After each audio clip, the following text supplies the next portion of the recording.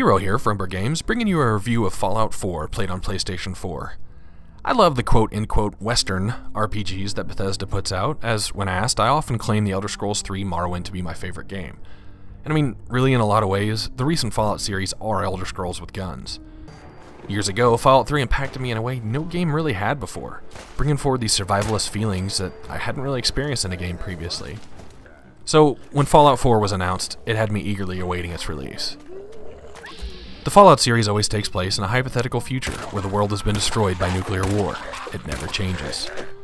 This, numerically fourth installment, takes place in Boston and surrounding areas, and for the first time in the series we get to experience a few minutes of life before the nukes hit, in a fairly brutal opening sequence that provides an emotional charge to drive your character. After exiting Vault 111 and completing a couple of quests, you meet up with the Minutemen, a faction you can work with to help rebuild the Commonwealth of Massachusetts by building and establishing settlements, something new to the series. More on that in a minute. As you delve further and further into the wasteland, as usual, you find the people that need help, enemies that need defeated, and tons of locations to explore. Bethesda claims that Fallout 4 has double the assets of Elder Scrolls 5 Skyrim, which felt giant for its time. I'll just say by the time I'd received my Platinum Trophy for this game, I had over 200 locations discovered. And I'm not talking about an asset that was reused over and over. I mean, there were times I stopped a moment in disbelief of how many unique buildings and caves were made for this game. And it seems over half of them have a quest involved or some unique reason to be there. As Bethesda often does, a main quest line is presented, and if you have the skills and firepower, you could probably finish the game pretty quickly. But with so many factions and locations, why would you want to? There's some really well-developed quest content to be found in here, with a lot of surprises, twists, and turns.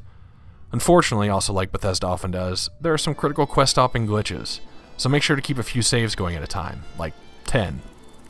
Apparently the PC crowd was having game-breaking issues with Monsignor Plaza area, so much so that an operating system reinstall couldn't even fix it.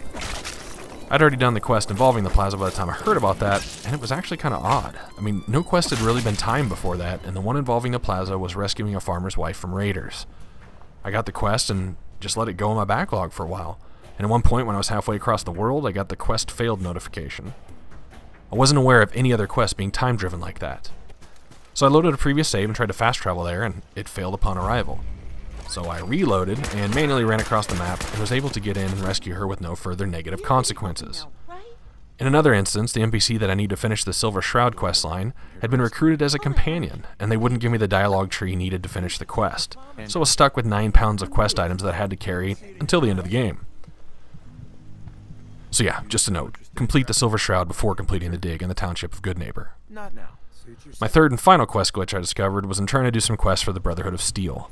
My character kept asking for an item from the Brotherhood NPC to take to someone else, which was tied to a different quest.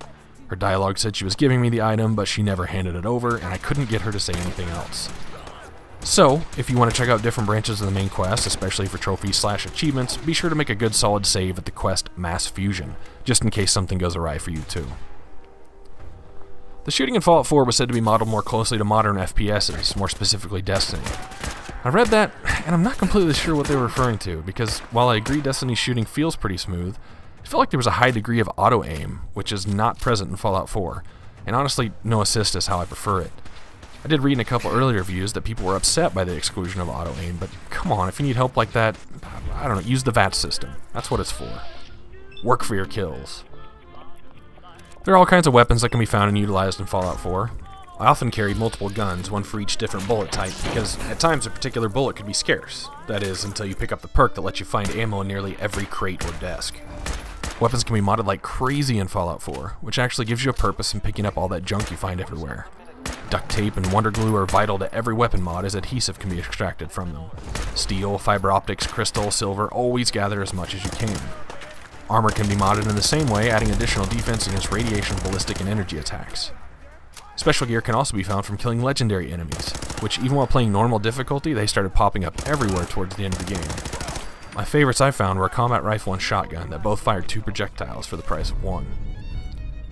The character building system is completely open. You can assign points that level up to each of what they call the special stats: strength, perception, endurance, charisma, intelligence, agility, and luck, up to 10 each.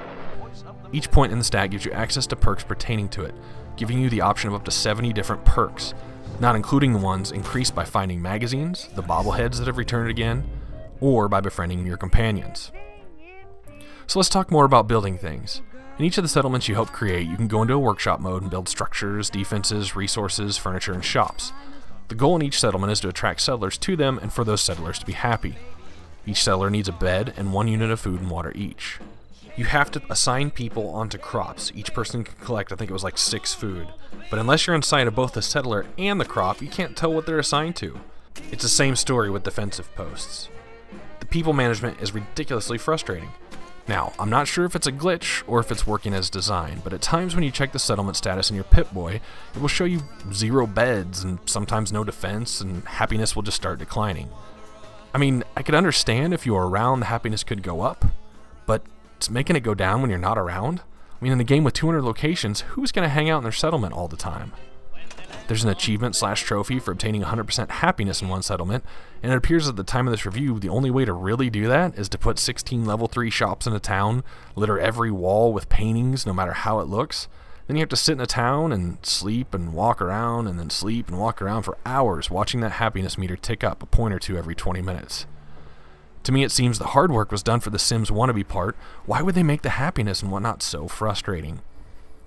I did dabble for a couple hours building a nice 3-story house for myself, but trying to fit in some of the interior walls and such got really frustrating. I mean, it's not like the game doesn't clip everywhere with enemies' heads through benches and grass through floors and arms through walls, but yet they make you meet 2 or 3 points of connection when adding these walls and floors, which just makes it difficult to get that intricate design.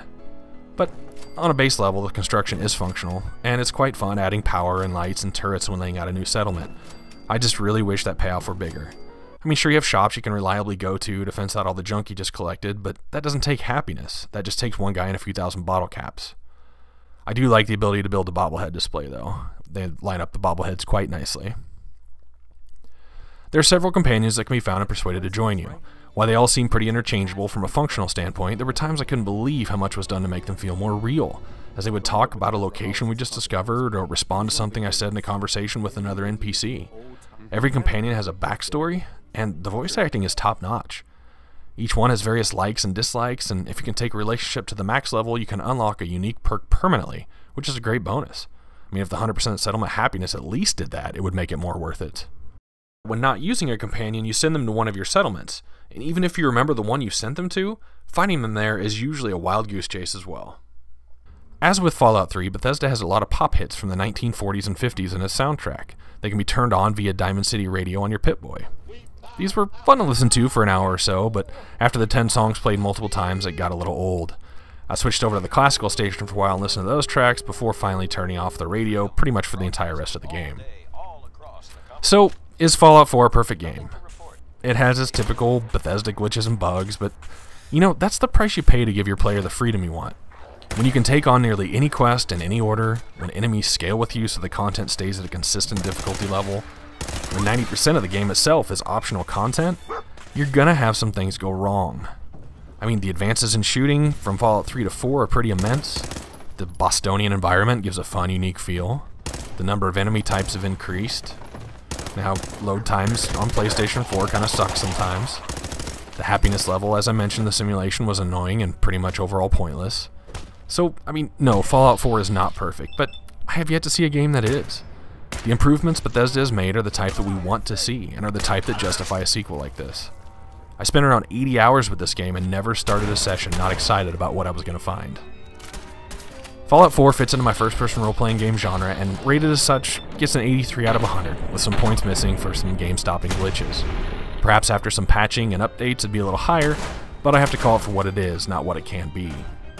Fallout 4 can do a lot for bridging the gap between the first-person shooter lovers and the RPG genre, much like Borderlands.